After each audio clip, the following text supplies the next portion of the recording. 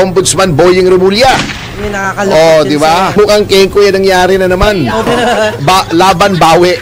Ayan. Di ba? You have custody and full access to the entire records of the Ombudsman. Ikaw ang Ombudsman. Ang tagal na rin, 2 weeks na ba? Yes. Hindi mo alam na na-dismiss. Bago isisisihin mo yung dating ombudsman, hindi po trabaho ng ombudsman na maging popular o magpapogi o mag-disseminate ng information. Opo. Ngayon lang naman kasi ako nakakita ng ombudsman, araw-araw gusto yung mukha niya nasa media Kasi politiko, kaya nga hindi dapat politiko dyan.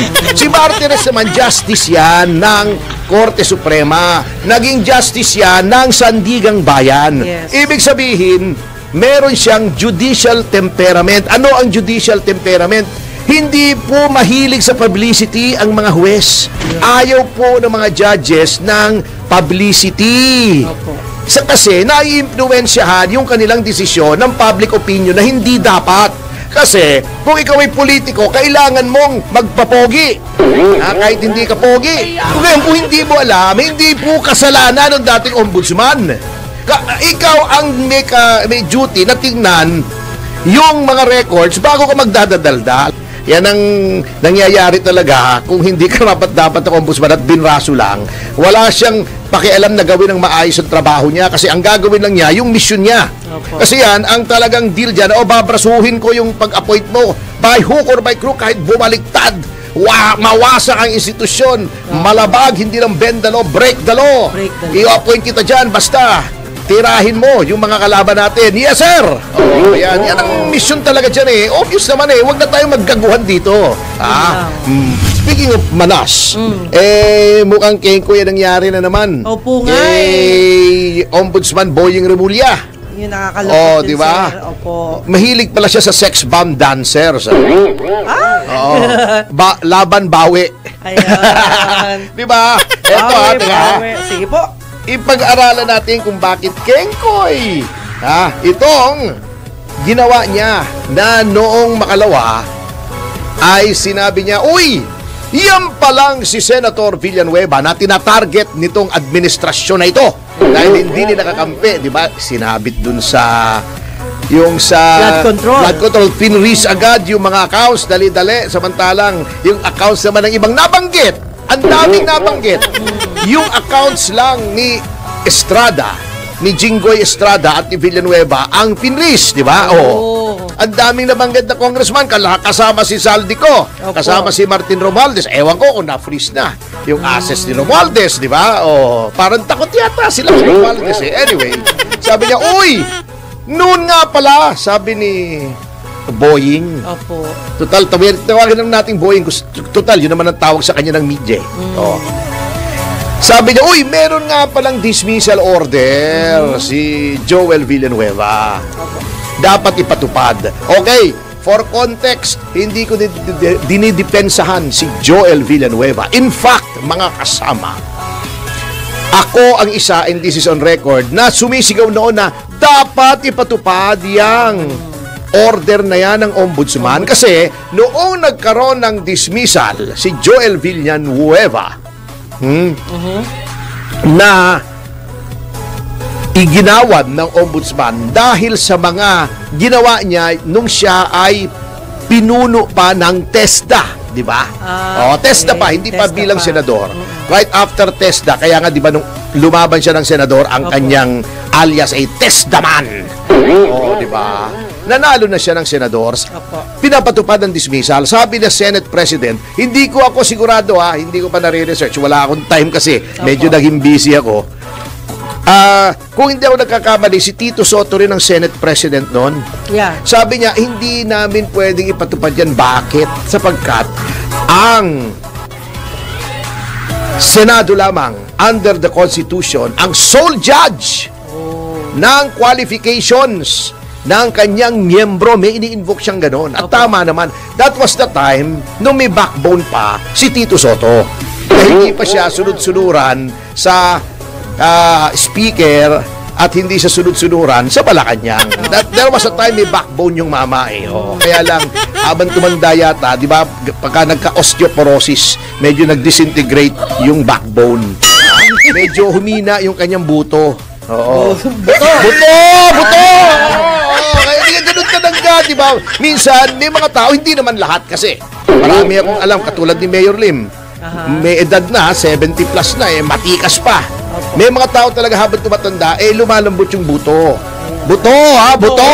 Buto, oo. So, hindi na patupad. Opo. Naisip bigla, nung naupo siya bilang ombudsman, naisip ni Pogi, ni Boying, Pogi naman talaga yan. na, teka muna, hindi ba may dismissal to? Ba, susulat ako sa Senado. Ipapatupad ko. Grabe. Okay, di ginagawa niya yung sulat. Siguro may nagsabi sa kanya, kumatok. Ito yung nangyari, ha. Opo. May kumatok sa opisina niya. Yan, Tuloy. sabi Ay, ni tuloy. Boying. Pasok.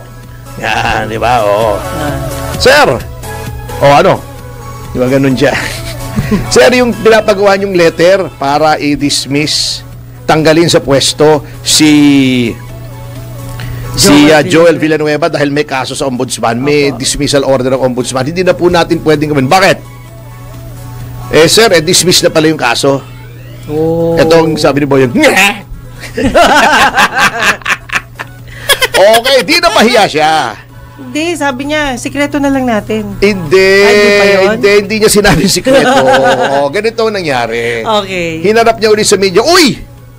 Meron na palang dismissal. Di pahiya siya eh. Opo. Isang kwek dyan. Yan, para kay Boying. kwek. Yung kwek. Ayan. Yun ang nangyari kay Boying. Kwek moment yon. Naku, dismiss na. Nasabi ko na, pati dismiss ko. Teka, hanap tayo ng palusot. Eto, humarap siya sa media. Binabawi ko na, dismiss na pala. Hindi ko alam na dismissed. Secret, dinismiss nung dating ombudsman. Oh. Anong secret? Dinismiss nung bagong ombudsman. Sino bang ombudsman ngayon? Siya. Sino bang may hawak ng lahat ng records ng Office of the Ombudsman ngayon? Siya pa rin. Ba't hindi niya alam? Hindi niya tinignan? Ayun. Hindi man lang niya inutos. Hoy! Hoy! Tignan mo nga itong records ni Joel Villanueva. Ano ba to? Alam ko may dismissal to eh. Di sinagot siya ng mga taong matagal na roon. Yan ang nangyayari talaga kung hindi karapat-dapat ang ombudsman at binraso lang. Wala siyang pakialam na gawin ang maayos ang trabaho niya kasi ang gagawin lang niya, yung mission niya. Opo. Kasi yan, ang talagang deal dyan, babrasuhin ko yung pag-appoint mo by hook or by crook kahit bumaliktad. Mawasak ang institusyon. Malabag, hindi lang bend the law, break the law. Break the law. I-appoint kita dyan, basta tirahin mo yung mga kalaban natin. Yes, sir! Yan ang mission talaga dyan eh. Obvious naman eh. Huwag na tayong maggaguhan dito. Yung iba, dinidepensa pa eh. May mga ibang komentarista, ubod pa ng depensa kay Remulla eh. Wala na tuloy nakikinig sa kanila. Wala akong pinatatamaan dito. Anyway, sabi niya, secret, you have custody and full access to the entire records of the ombudsman. Ikaw ang ombudsman. Ang tagal na rin, 2 weeks na ba? Yes. Hindi mo alam na na-dismiss. Bago isisisihin mo yung dating ombudsman, Boss Boying. Kaya hindi po nag-a-appoint ng politiko sa Office of the Ombudsman para hindi politicized yung office. Anong ibig kong sabihin? Hindi po trabaho ng ombudsman na maging popular o magpapogi o mag-disseminate ng information. Ang trabaho lang po niyan ay magtrabaho laban sa graft and corruption. Pag may na-dismiss, i-dismiss. Pag may na-file, ipa-file. Usually kasi, pag nadi-dismiss, dismiss. Kung walang makapick up ng media, wala. Opo. Ngayon lang naman kasi ako nakakita ng ombudsman, araw-araw gusto yung mukha niya nasa media Kasi politiko, kaya nga hindi dapat politiko dyan. Si Martires naman, justice yan ng Korte Suprema. Naging justice yan ng Sandigang Bayan. Yes. Ibig sabihin, meron siyang judicial temperament. Ano ang judicial temperament? Hindi po mahilig sa publicity ang mga huwes. Ayaw po ng mga judges ng publicity. Opo. Kasi nai-impluwensyahan yung kanilang desisyon ng public opinion na hindi dapat. Kasi kung ikaw ay politiko, kailangan mong magpapogi. Kahit hindi ka pogi. hindi ko sinasabing hindi pogi si Boying, ha? Pogi Pogi. yun. Kaya nga tawag natin si Pogi, eh. Oh, di ba? Opo. Oh, yun ang kaibahan. Ang mga judges, hindi kailangan magpapogi. They just have to do what is in accordance with law. Kaya nga po, may security of tenure ang mga huwes. Hindi yan hinahalal ng bayan, kaya nga hindi kailangan magpapogi. Hindi rin yan pwedeng tanggalin sa pwesto unless may wrong ginawang kasalanang matindi. Oh, walang fixed term yan. Hanggang age 70 yan. Anong reason? Para nga hindi ma-impluensyahan. Yan ang temperament ni dating ombudsman at dating Associate Justice of the Supreme Court and Associate Justice of the Sandigan Bayan na si Samuel Martires. Yeah. Dinismiss. Ano nga magpa-press con siya? Oy, dinismiss ko to. Oy, dinismiss ko to. Pinail ko to. Ikaw lang naman, Boying, ang mahilig yan dahil politiko ka eh. Nasa kaibuturan na ng iyong puso na gusto mo ng publicity. Oo, hindi natin masisisi yan, ha? Iba ang physiognomy ng politiko. Gusto niya laging preening, ha? In front of the cameras. Pa-cute lagi sa camera yan. Yan ang ugali mo. Oh, pero hindi trabaho ng ombudsman talaga na magpa-cute sa media.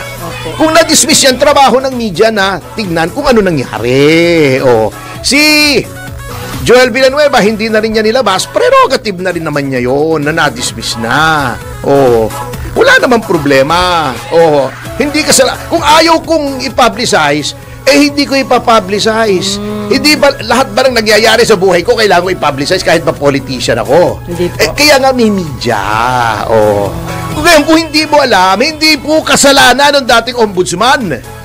Ikaw ang may duty na tingnan yung mga records bago ka magdadadaldal. O katulad ng Pharmally, sinabi niya, uy, dapat ito i-reopen yung Pharmally. Baka makalimutan. Anong makalimutan na nasa court na nga? Oh, di ba?